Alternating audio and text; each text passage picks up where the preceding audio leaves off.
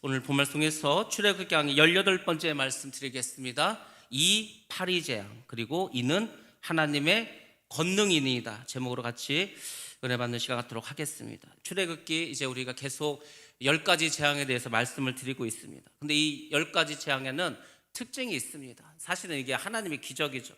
어떤 특징이 있냐? 한쪽은 이게 심판이라는 겁니다. 바로와 애굽에게는 하나님의 이 재앙이, 이 기적이 바로 심판이 되는 겁니다. 또 다른 쪽 있지 않습니까? 이스라엘의 입장에서는 이것이 심판이 아니라 구원이라는 것입니다. 자, 그러면은 이 10가지 재앙이 상징해 주는 것은 무엇일까? 우리가 성경에 보면은 계속해서 이런 식으로 나옵니다. 노아의 때 홍수가 있지 않았습니까? 그때도 마찬가지입니다. 불신자에게는 그 심판이 정말 이제 하나님의 큰 물심판이었습니다. 성도에게는, 바로 노아의 가족에게는 구원이었습니다. 마지막 때도 마찬가지죠. 마지막 때도 큰 재앙이 있습니다. 그때 불신자들은 그 심판으로 인해서 멸망을 당하고, 성도들은 이제 하나님께서 구원을 해 주시는 것입니다. 그래서 여러분들이 이 10가지 재앙을 보면서 이렇게 재앙이 있을 때 심판을 받는 사람이 있고 구원을 받는 쪽이 있구나, 그 얘기는 마지막 때도 동일하게 나타난다는 것을 여러분들이 꼭 기억하시기 바랍니다. 10가지 재앙이 있는데 이 재앙이 뜻하는 의미가 있습니다. 자, PPT를 한번 보여주시고, 그 10가지 재앙은 제가 말씀드린 것처럼 사실 이집트에 있는 그 신들을 말합니다. 이집트에 신들이 있습니다. 나일강에도 신이 있고, 개구리 신도 있고, 이와 그리고 파리와 여러 가지 이제 신들이 있습니다. 근데 그 신들이 전부 다 재앙을 맞는 겁니다. 하나님에 의해서. 그것이 말하는 게 뭡니까? 이 세상에 어떤 신도, 어떤 귀신들도 하나님을 능히 이길 수가 없다는 것을 보여줍니다. 그래서 하나님께서 이집트 사람들이 섬기는 그 신들을 전부 다 끄집어서 그대로 재앙을 때립니다. 그만큼 하나님께서 이 사람들에게 알려주는 거죠. 이 세상에 유일한 신은 여호와 하나님이다. 그것을 사람들에게 알려주는 겁니다. 마지막 때 재앙도 그렇지 않습니까? 마지막 때 재앙을 누가 내리겠습니까? 사람이 내릴 수 있습니까? 아니면은 귀신들이 내릴 수 있습니까? 아닙니다. 모든 인해 재앙과 나팔 재앙과 그 대접 재앙은 하나님께서 내리는 겁니다. 너희들이 돈을 숭배한다고 그 적그리스도 세력이 이 짐승의 표를 나눠주면 돈 하나도 쓰지 못합니다. 이 세상의 과학과 의학을 아무리 발전시켜도 결국 하나님 앞에서는 아무것도 아니고, 이제 예수님께서 심판주가 되셔서, 재림주가 오셔서 이 세상을 심판한다. 이것을 이 10가지 재앙을 통해서 우리에게 미리 알려주고 있습니다. 그래서 여러분들이 이 애굽에 내리는 재앙을 잘 보시면서 앞으로도 이런 재앙이 마지막 때 있다고 했는데, 그럼 나는 이 재앙으로 인해서 심판을 받는 자리에 있을 것인지 아니면 구원을 받는 자리에 있을 것인지 여러분들이 다시 한번 돌이켜 보시고, 우리 모두는 심판의 자리가 아니라 구원의 자리에 서시기를 주님의 이름으로 축복합니다. 16절부터 이제 말씀드리도록 하겠습니다. 이제 세 번째 재앙이 시작됩니다. 바로 이의 재앙입니다. 이 이라는 말이 히브리어로 킨님이라는 단어를 사용합니다. 근데 이 단어는 출애굽 재앙과 관련해서만, 이곳에서만 나타납니다. 물론 구약 성경 보면은 이 이라는 거에 대해서 또 다른 곳에서도 나옵니다. 재앙으로도 나올 수 있는데, 그때는 이 킨님이라는 단어를 사용하지 않았습니다. 그래서 이게 도대체 어떤 종류의 곤충인지 이거에 대해서 여러 가지로 이제 학자들이 생각을 합니다. 물론 여기서 이제 하나님께서 보여주는 것은 애굽의 신인 게부라고 하는 신이 있습니다. 이 게부가 어떤 신이냐면 대지의 신입니다. 바로 티끌을 탁 쳐가지고 다 이로 바꾸지 않았습니까? 대지의 신도 하나님을 능히 이길 수가 없다는 것을 보여주는 것입니다. 자, 그래서 어떤 종류의 이일까를 여러 가지로 이제 생각을 해봤는데, 어쨌거나 사람들과 동물들에게 큰 고통을 줬습니다. 그래서 학자들이 이가 우리가 아는 그 이라기보다는 좀 모기의 일종이 아닐까. 이 모기의 일종 중에 각다귀라는 게 있습니다. 각다귀. 이 각다귀가 다리는 길고 몸집은 작습니다. 이게 마치 하루살이처럼 막 사람의 눈으로도 들어오고 코로도 들어오고 막 입으로도 들어옵니다. 우리가 이제 날씨가 따뜻해지니까 하천가에 가면은 엄청나게 많은 하루살이들 있지 않습니까? 막 달려가면은 눈으로 들어오고 입으로 들어오고 막 코로 들어오지 않습니까? 바로 그런 각다귀가 아닐까, 이렇게 생각을 사람들이, 이제 학자들이 하게 됩니다. 17절에 보면은 이 모기라고, 이제 각다귀는 이제 모기의 종류인데, 이 모기라는 것을 우리가 아는 것처럼 이 물이 있어야 됩니다. 왜냐하면 물이 있어야 거기다 알을 낳지 않습니까? 알이 부화해서 거기서 이제 애벌레 시대를 살다가 이제 모기로 이렇게 나오게 됩니다. 근데 아론은 이 물에서 나오게 한 게 아니고 이 건조한 땅, 티클, 그 먼지 통해서 이제 이렇게 모기를 만들어냈습니다. 그래서 여기서 이제 보여주는 것은 뭐냐면 창조주 하나님의 권능을 보여주는 겁니다. 성경을 보면은 하나님만 할 수 있는 게 있습니다. 여러분들, 우리가 예수를 믿는 이유는 하나님만 할 수 있는 일이 있기 때문입니다. 우리의 구원을 누가 줄 수 있습니까? 누가 우리의 구원을 장담해 줄 수 있습니까? 그 누가 우리를 하늘나라에서 살 수 있을 거라고 그렇게 약속해 줄 수 있는 존재가 이 세상에 어디 있습니까? 돈 많은 사람이? 황제가? 아닙니다. 우리에게 구원을 약속해 주고 우리에서 천국에 살 수 있고 우리를 천국의 백성으로 성령의 충만함으로 살아갈 수 있도록 해주시는 분은 하나님밖에 없다는 겁니다. 그렇지 않습니까? 그래서 하나님께서 일부러 땅의 티클, 그 먼지를 통해서 이렇게 모기를 발생시켰습니다. 왜? 하나님만이 할 수 있는 일이라는 것을 사람들에게 보여주기 위해서. 우리가 잘 아는 것처럼 하나님께서 흙으로 사람을 지으셨습니다. 흙으로 그 사람을 지으신 하나님께서 이 티클을 가지고 모기를 만든다? 그거 아무 일도 아니지 않습니까? 그래서 여기서 이제 이의 재앙이 일어나게 되고 이 각다기가 사람과 생축의 눈과 코와 입속으로 들어가서 사람들을 엄청나게 고통스럽게 합니다. 아니 뭐 생각만 해도 얼마나 고통스럽겠습니까? 숨을 쉴 수 있겠습니까? 막 온 사방을 날아다니면서 막 몸속으로 들어오는데 아마 많은 사람들이 엄청 고통스러워했고 심지어 죽는 사람도 있었을 것입니다. 이 각다기로 인해서 재앙이 들어오고 숨을 쉬지 못할 정도로 큰 고통을 갖게 되었습니다. 자, 18절로 한번 넘어갑니다. 18절로 넘어가면서 이제 하나님의 초자연적인 이 역사에 대해서 이 바로의 그 요술사들 있지 않습니까? 이 요술사들도 자기들도 한번 똑같이 흉내내 보겠다고 하는 겁니다. 우리가 앞에서 본 것처럼 나일강을 피로 만들었더니 자기들도 피로 만들 수 있다는 거예요. 개구리를 만들었더니 자기들도 개구리를 만들 수 있다는 거예요. 근데 신기하게도 이의 재앙은 이 술객들이, 요술사들이 흉내낼 수가 없었습니다. 자기들은 할 수가 없어. 여러분들, 많은 사람들이 무당을 믿고 점쟁이를 믿습니다. 용한 점쟁이가 있다 그러면 이제 막 신을 받은 지 얼마 안 돼가지고 아주 그냥 하여튼 뭐 신이 충만하다고 막 이렇게 해가지고 사람들이 막 점치러 가지 않습니까? 근데 또 신기하게 맞아. 이게 안 맞아야 되는데 잘 맞습니다. 그러니까 사람들이 믿어버리죠. 근데 여러분들 생각해 보시기 바랍니다. 무당이나 그 점쟁이들은 그냥 처음에는 좀 맞는 것 같아. 근데 중요한 건 못 맞춥니다. 그리고 한계가 있습니다. 귀신이 알려주는 거기 때문에 한계가 있다는 것을 꼭 기억하셔야 됩니다. 근데 여기 사람들이 속습니다.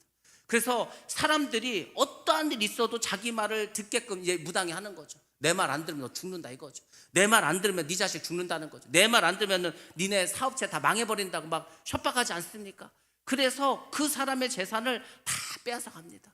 나중엔 지옥 갑니다. 그리고 얼마나 어리석은 일입니까? 근데 사람들이 지금도 이런 술객들, 요술장이 아니면 무당들에게 끌려다니면서 이제 그렇게 자기의 영혼 또 자기의 물질을 그렇게 파괴시키는 사람들이 너무도 많이 있습니다.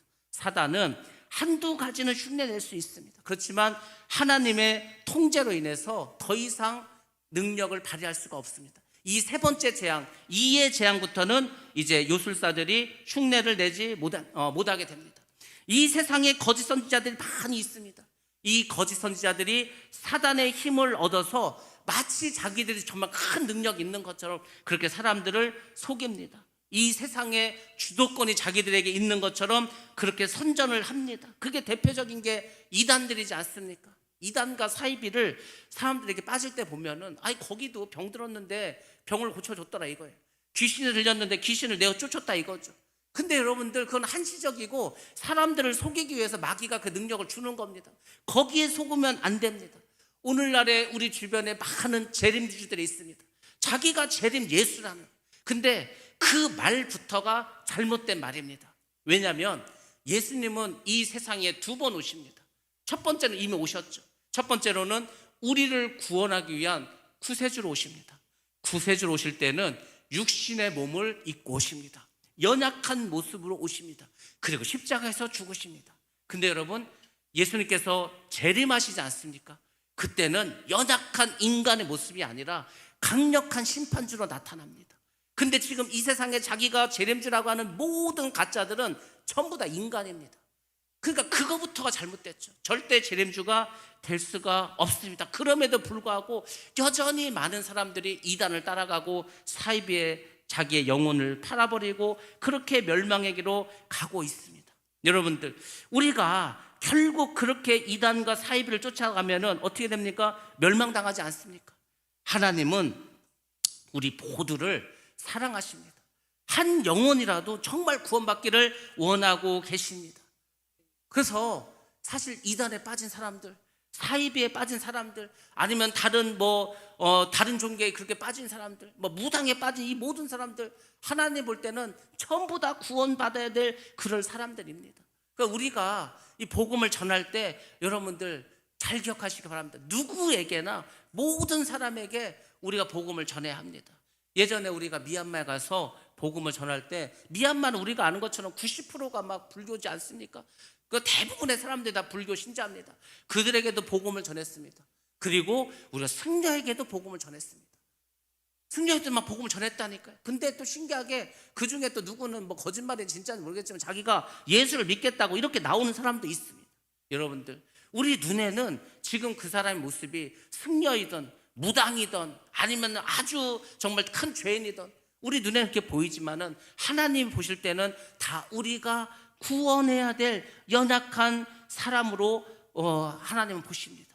구원받아야 될 영혼으로 보는 것입니다. 그래서 여러분들, 우리가 정말 복음을 전할 때는 이 세상의 모든 정말 죄악 가운데 멸망 가운데 있는 그 사람들에게 복음을 전할 줄로 믿습니다.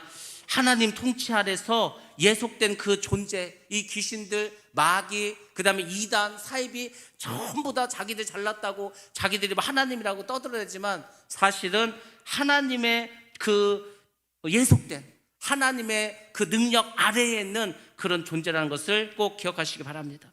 우리 성경 말씀 한번 보겠습니다. 데살로니가후서 2장 3절 말씀입니다. 자, 시작. 누가 어떻게 하여도 너희가 미혹되지 말라. 먼저 배교하는 일이 있고 저 불법의 사람 곧 멸망의 아들이 나타나기 전에는 그 날이 이르지 아니하리니. 아멘. 이 마지막 때에 대해서 사도 바울이 데살로니가에 있는 성도들에게 알려준 거 않습니까? 미혹되지 말라고. 미혹되지 말라고. 미혹하기 전에 배교가 있다고 하죠.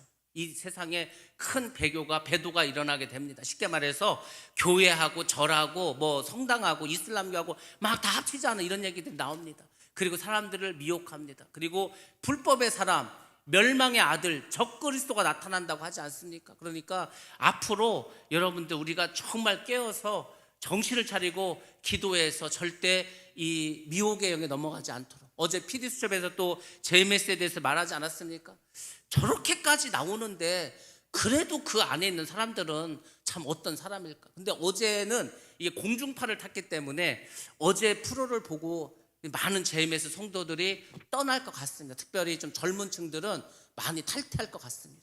그 영혼들이 다시 그 이단에 빠지지 않도록 우리가 잘 건면해서 진리의 길로 생명의 길로 올 수 있도록 우리가 말씀을 전하고 복음을 그들에게 전해줘야 할 줄로 믿습니다. 자, 19절 말씀입니다. 이 술객들은 하나님은 믿지 않았습니다. 이 요술장이들이 하나님을 안 믿죠. 귀신을 섬기니까. 근데 자기들이 아무리 이렇게 따라 하려고 해도 일을 만들 수가 없어. 그래서 내린 결론이 뭡니까? 하나님의 능력을 인정합니다. 하나님 능력을 인정해요. 그래서 그 하나님을 엘로힘, 전능자라는 그런 표현을 하게 됩니다.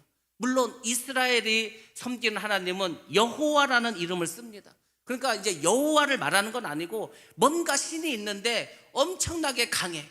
이 요술사들이 압니다. 이 귀신들이 귀신같이 압니다.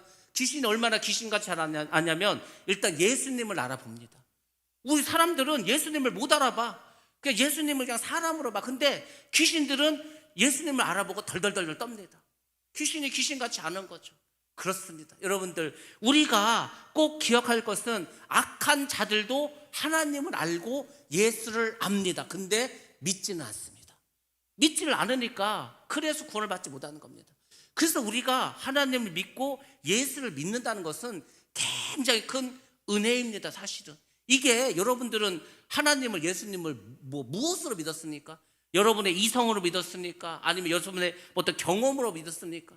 우리가 이게 믿는다는 것도 하나님이 주신 은혜가 아니고서는 참 믿기가 힘듭니다. 근데 하나님께서는 우리로 하여금 하나님을 믿을 수 있는 그 믿음을 주시지 않았습니까?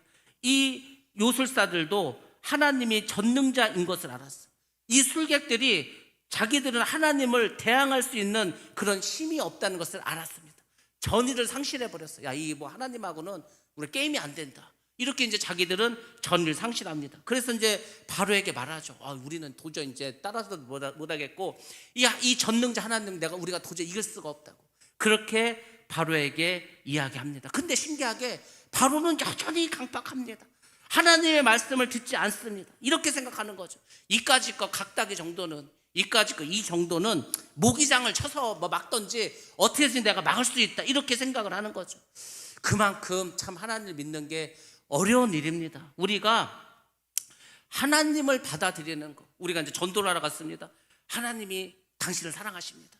그 하나님이 우리가 다 죄인이고 지옥에 갈 수밖에 없어서 우리를 위해서 이 인간의 모습을 입으시고 이 땅에 오셨습니다. 당신을 위해서 죽으시고 우리에게 구원을 주셨습니다. 그렇게 말을 했을 때 믿는 사람이 얼마나 있을 것 같습니까? 그 하나님을 받아들이는 게 결코 쉽지 않습니다. 왜 전도가 어려운가? 간단합니다. 우리가 복음을 전했을 때 그 사람들이 그게 딱 이해가 되고 그게 믿음이 확 생깁니까? 그런 사람들은 거의 없습니다. 100명에게 복음을 전했을 때 어떻게 한두 명 정도 정말 그것을 믿을까?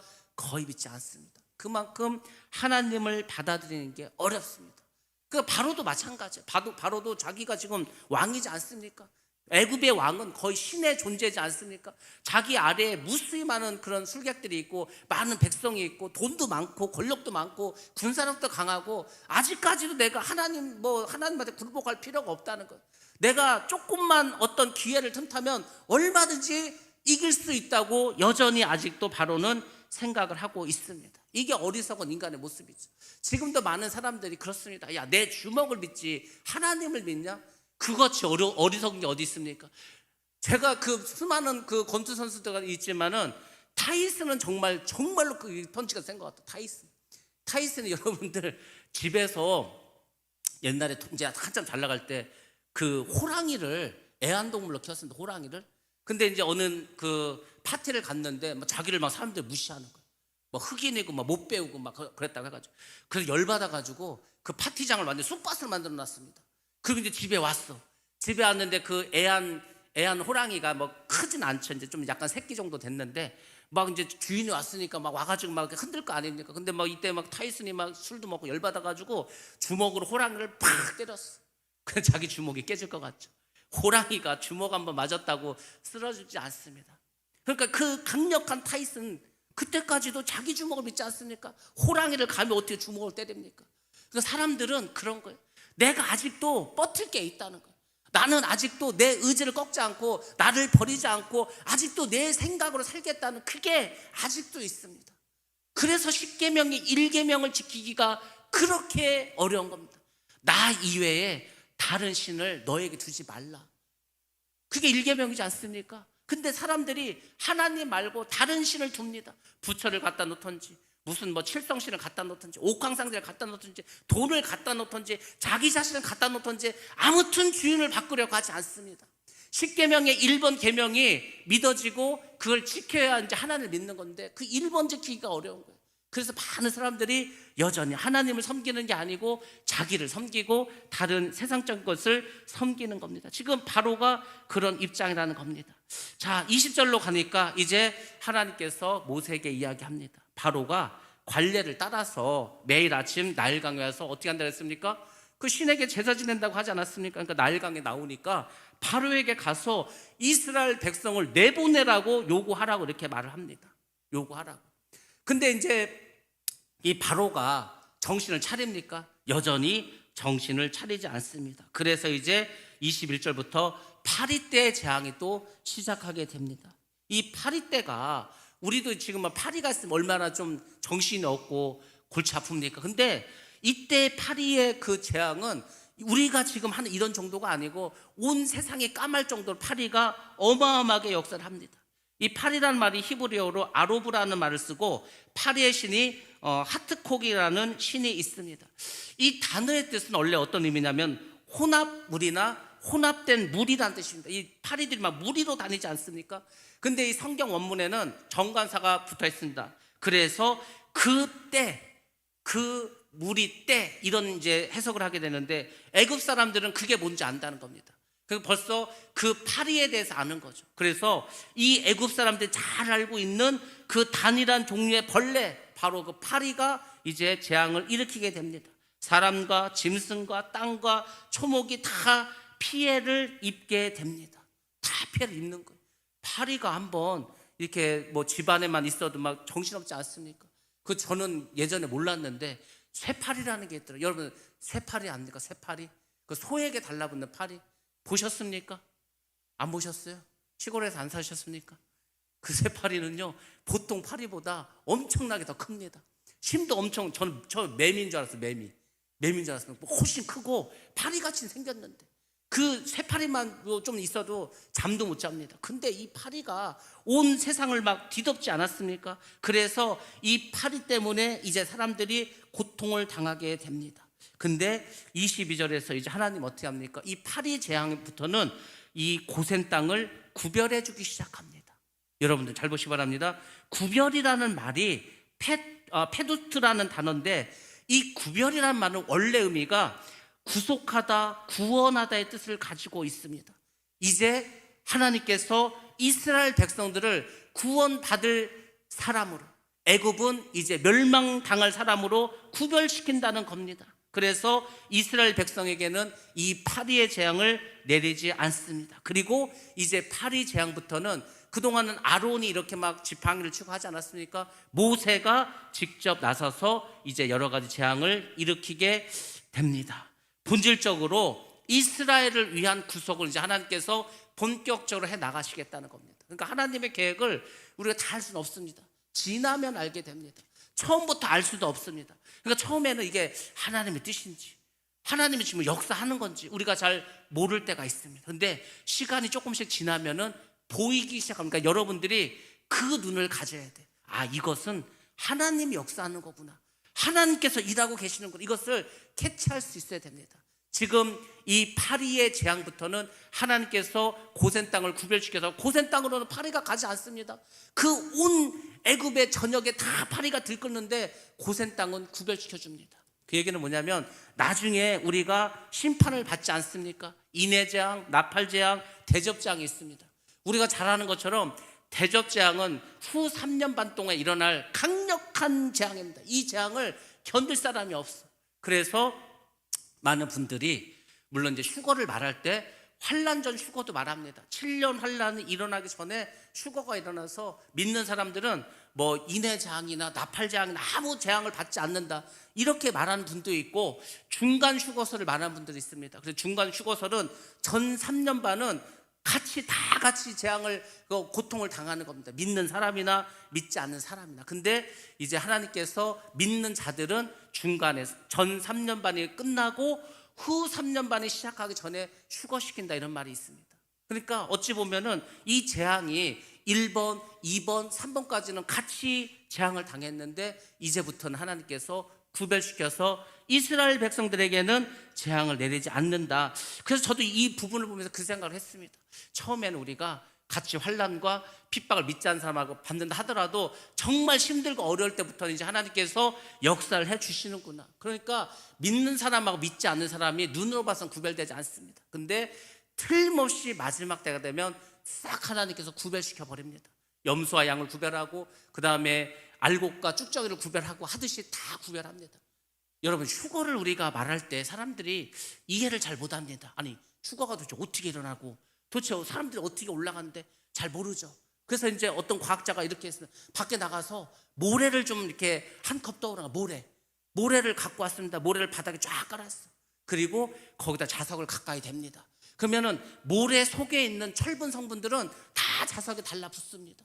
마치 휴거가 그렇다는 거예요. 눈으로 볼 때는 구별이 안 갑니다.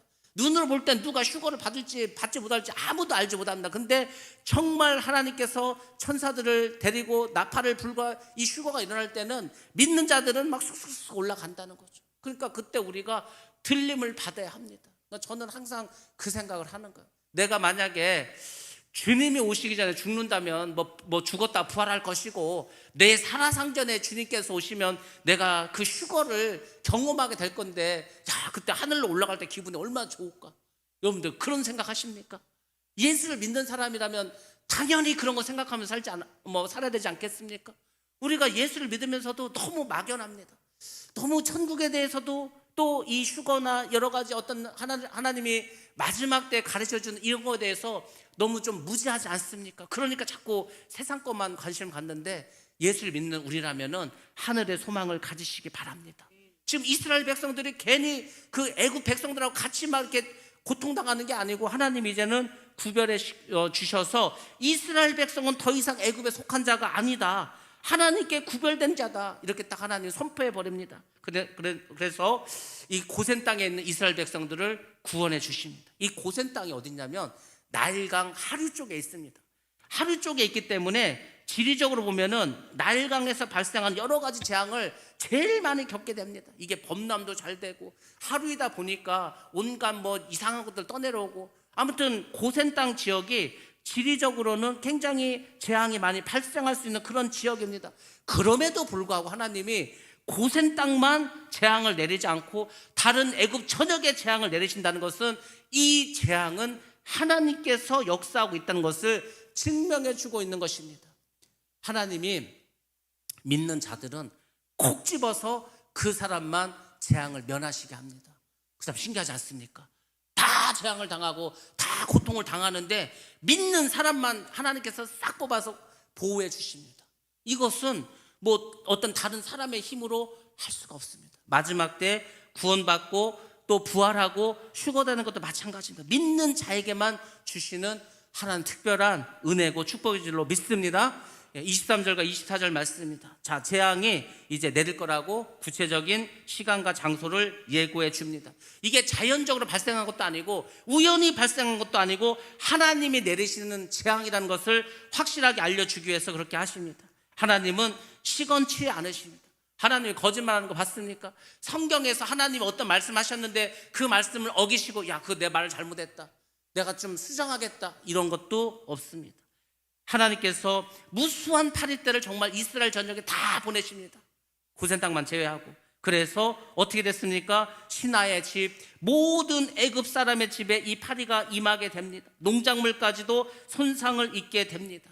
그러니까 어떻게 합니까? 이제 바로가 25절에 가서 드디어 하나님의 권능에 굴복합니다. 도저히 자기가 어떻게 할 수가 없어. 그래서 이제 바로가 이제 모세를 부릅니다. 그리고 뭐를 했냐면 타협을 시도합니다. 타협. 이것도 우리가 잘 봐야 됩니다. 뭐라고 타협하냐면 이렇게 타협을 합니다. 야, 내가 그러면 너희들을 하나님께 희생 제사를 드리도록 해주겠다. 근데 이제 문제는 뭐죠?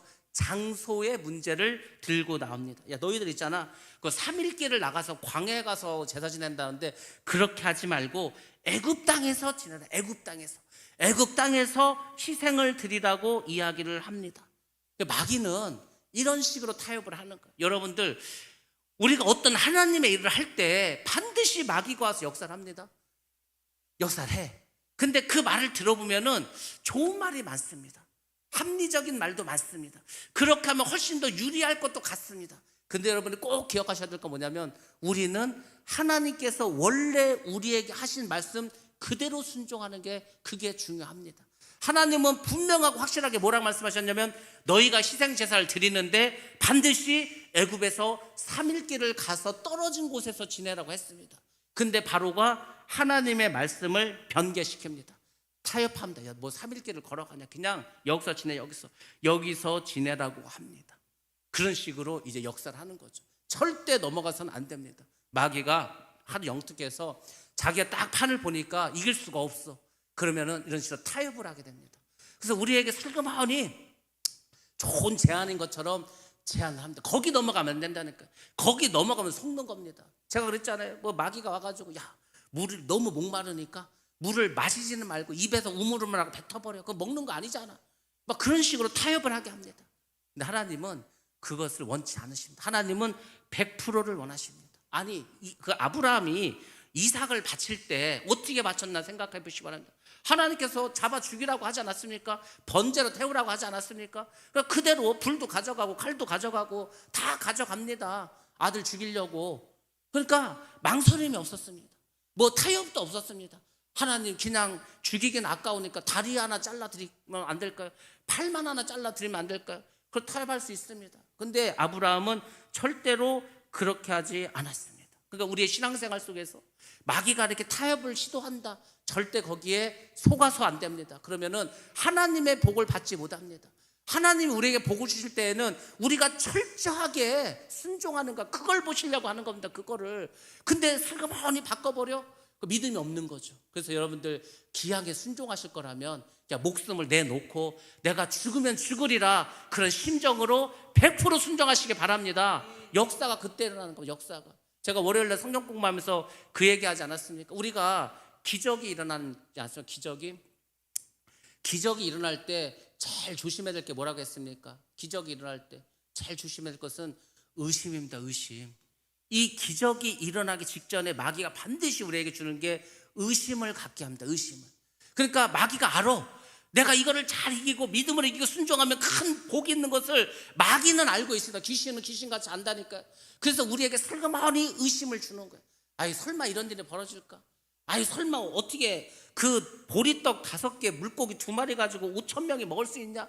그 의심을 가지고 할 수 있다니까. 근데 그 의심을 던져버리셔야 됩니다. 그러니까 여러분들이 내가 기적을 체험하고 싶다, 하나님이 살아계시면 내가 경험하고 싶다, 그러면 100% 순종하시고 의심하지 마시고 죽으면 죽으리라는 그 믿음으로 나가시기 바랍니다. 그래 역사가 일어나는 거예요. 근데 자꾸 우리가 믿음이 없으니까 흔들립니다. 마귀는 우리를 흔들어서 하나님이 원하는 것을 하지 못하게 합니다. 하나님이 원하시는 게 뭡니까? 이스라엘을 애굽의 노예에서 해방하는 거 아닙니까? 그러니까 나가라는 거예요. 근데 그 바로는 나가지 말라고 합니다. 자, 그러면은 이렇게 뭐 나가지 말고 애굽에서 제사를 지내라고 했을 때 모세가 그렇게 하면 안 된다고 이야기를 합니다. 애굽 땅에서는 제사를 지내서는 안 된다는 이유를 이제 26절에서 들어주고 있습니다. 애굽 사람들은 종교적인 이유로 짐승을 죽여서 희생 제사를 지내는 것을 매우 싫어합니다. 애굽 사람들의 특징이 뭐냐면 이 사람들은 동물을 신성시합니다. 특별히 고양이, 코브라. 그러니까 바로 그 이집트의 왕들의 그 모든 상징은 다 코브라이지 않습니까? 코브라 신성시한다니까. 고양이는 영물이라고 해서 엄청나게 신성시 여깁니다. 그래서 만약에 동물을 고의로 죽였다 그러면은 동물 죽인 사람을 사형시켜 버립니다. 실제로 로마에서 사신이 왔습니다. 이 사신이 애굽에 왔는데 고양이를 죽였습니다. 그래서 그 사신인데, 더군다나 로마의 사신인데도 그 사신을 죽여버렸습니다. 그러니까 이 이집트 사람들, 애굽 사람들은 짐승을 신성시하는 게 굉장히 강해. 근데 우리가 아는 것처럼 이스라엘의 제사가 뭡니까? 이스라엘 제사는 짐승 잡아서 불태워서 죽이는 거 아닙니까? 만약에 그런 것을 애굽 시내 한가운데 샜다면 그 애굽 사람들 보고 아마 이스라엘 사람들을 돌로 쳐서 죽이려고 했을 겁니다. 폭동을 일으키려고 했을 겁니다. 그래서 모세가 말합니다. 그렇게 우리는 못한다고. 이 애굽 땅에서 그렇게 희생제사 드렸다가는 이 사람들이 폭동을 일으킬 거라고 말합니다. 그래서 27절에 모세는 이렇게 말합니다. 우리는 하나님께서 명하신 대로 사흘길쯤 광야에 가서 여호와께 희생을 드릴 것이다, 분명하게 다시 한번 밝힙니다. 여러분들 이거 굉장히 중요합니다. 우리가 하나님께서 주신 말씀이 있으면 그것을 여러분들이 확실하고 분명하게 상대에게 말해야 됩니다. 그러니까 우리가 때로는 이 사람의 눈치를 봅니다. 분위기를 파악한다 해서 분위기를 슬쩍 보고서 내가 괜히 이런 말 하면 분위기 깨트리는데, 그래가지고 하나님께서 우리에게 주신 그 말씀을 제대로 못할 때가 있습니다. 그러니까 여러분들 전도나 나가서 누구를 만난다 하더라도 분명하고 확실하게 당신은 죄인입니다. 당신은 죽을 수밖에 없고 죽어서 지옥 갈 수밖에 없습니다. 왜? 죄의 문제 해결할 수가 없으니까. 그래서 그 죄의 문제를 예수님께서 대신 죽으심을 해결해 주셨습니다. 그래서 예수를 믿으면 그 믿는 자들을 하나님의 자녀로 삼아주시고 그리고 천국 백성이 되게 해주십니다. 막 분위기가 어떻든 그 사람들이 어떤 사람이든 간에 분명하고 확실한 복음을 바로 전해야 됩니다. 근데 우리가 뜻대로 살다 보면은 사람을 자꾸 의식해, 분위기를 자꾸 의식해. 그러다 보면은 하나님의 말씀을 우리도 모르게, 나도 모르게 슬쩍 바꿔버립니다. 해야 할 말을 하지 못하고. 그렇게 하지 않습니까? 그때 마귀가 틈을 타는 겁니다. 그래서 다시 한번 모세가 바로에게 분명하고 확실하게 말을 해주는 겁니다. 여호와께서 이렇게 말씀하셨습니다. 희생 제물은 반드시 사흘쯤 광야에 가서 하라고. 그렇게 해서 하나님을 신뢰하는 사람은 항상 이런 태도를 가지고 살으라는 것을 우리에게 알려주고 있습니다. 왜? 그래야지 마귀가 틈을 탈 수 있는 기회를 막을 수가 있습니다. 자, 28절로 가서 결국 바로가 어떻게 했습니까? 광야로 가는 것을 허락합니다. 아, 드디어 바로가 항복을 했구나. 근데 참 이 바로도 끈질깁니다. 여기서 또 꾀를 하나 생각해냅니다. 왜냐면은 잠깐 생각해봐도 이 애굽 시내에서 짐승 잡아 뭐 이렇게 제사 지내면 정말 폭동이 일어날 것 같아. 그러니까 알았어, 그럼 니네 광야에 가서 제사 지내라. 여기서는 지내지 말고. 근데 또 조건을 답니다. 무슨 조건을 답니까? 멀리 가지는 말라는 거예요. 멀리 가지는 말고 사흘길 뭐 그렇게 너무 멀리 가지 말라는 겁니다. 애굽의 통제에서 완전히 벗어나지 말라는 겁니다. 왜냐하면 혹시 이스라엘 백성들 나갔다가 안 돌아올 수도 있습니다. 아니면 다른 나라하고 연합을 해갖고 쳐들어올 수도 있습니다. 그러니까 유사시를 대비해서 군대를 출동시키기 위해서 이 이스라엘을 애굽으로 다시 잡아올 수 있을 만큼 가까운 광야로 가라는 거예요. 아, 이 마귀들 끈질기지 않습니까? 귀신들 끈질기지 않습니까? 정말 그렇습니다. 우리가 이 악한 마귀들이 역사하는 거 보면 정말 끈질깁니다. 얘들은 지치지도 않습니다. 아무리 우리가 욕을 하고 아무리 막 쫓아내도 끈질기게 찐득이처럼 거머리처럼 달라붙어서 안 떨어지려고 합니다. 그러니까 우리가 이 귀신과의 영적인 싸움에서 우리가 정말 분명하고 확실하게 이기려면 우리가 절대 틈을 줘서는 안 됩니다. 정말 전신갑주를 입어야 우리가 이길 수가 있습니다. 자, 이렇게 해서 어떻게 됐습니까? 가까운 광야로 나가라고 하고, 그래서 파리재앙을 거둘 수 있도록 해달라고 이렇게 이제 모세에게 부탁을 합니다. 이 지금 바로의 모습은 어떤 모습이냐면은 회개하는 모습이 아닙니다. 여기서 이제 우리가 회개라는 것을 한 번 더 생각해 봐야 됩니다. 바로는 하나님 앞에서 회개하는 것이 아닙니다. 단지 지금 현재 직면에 있는 이 피해를 어떻게 좀 모면해 보려는 처세술에 불과합니다. 여러분들, 회개는 다른 거 생각하면 안 돼. 내가 정말로 하나님 앞에 큰 죄인이다. 나는 정말 죽을 수밖에 없다. 그래서 회개할 때는 이것저것 생각하지 말고 정말 철저하게 그렇게 회개해야 됩니다. 근데 바로는 회개하는 게 아니라는 게 지금 요 위기만 어떻게 모면하려고 합니다. 회개는 반드시 회개에 합당한 열매를 맺게 됩니다. 근데 바로는 절대 열매를 맺지 못합니다. 그래서 이제 뒤에 나오지만은 다시 또 하나님의 말씀을 어기지 않습니까? 힘들고 어려울 때는 하여튼 뭐 하나님 원하신 대로 하겠다는 거예요. 근데 문제만 해결되면 내가 언제 그랬냐는 듯이 다시 인간적인 모습을 보인다는 겁니다. 정말 기도했더니 파리떼가 사라졌습니다. 그러니까 다시 바로가 어떻게 됐습니까? 완악해지지 않습니까? 그래서 바로의 모습을 통해서 우리가 인간의 모습은, 인간은 정말 어쩔 수가 없구나, 그렇게 알 수가 있습니다. 자, 29절에서 32절 이제 마지막 부분입니다. 모세는 바로의 말을 믿고서 정말 하나님께 기도했습니다. 그래서 하나님께서 파리를 다 제거해 주셨습니다. 그럼 하나님은 어땠습니까? 하나님은 바로의 마음을 몰라서 파리를 없애주신 것이 아닙니다. 그리고 앞으로 더 계속 재앙을 통해서 바로와 온 애굽뿐만 아니라 모든 동무들까지, 그리고 세상 사람들로 하여금 하나님과 하나님의 권능을 알게 나가십니다. 그래서 결국은 하나님 앞에 항복하고 하나님을 경외하게 만들어 주십니다. 모세는 바로의 간악함을 알고 있었기 때문에 거짓을 행하지 말라고 경고합니다. 만약에 바로께서 또 이렇게 거짓말하고 다시 완악해지면은 하나님께서 더 큰 벌을 내린다고 그렇게 경고를 했습니다. 근데 그럼에도 불구하고 하나님이 탁 재앙을 거둬 가시니까 다시 바로는 약속을 어기고서 본래 악한 상태로 돌아갑니다. 그렇게 10가지 재앙을 어리석게도 다 두들겨 맞습니다. 전부 다 두들겨 맞지 않습니까? 이런 모습을 통해서 악한 사람들이, 아직도 하나님을 알지 못하고 예수를 알지 못하는 사람들이 여전히 바로와 같은 마음으로 살아가고 있구나.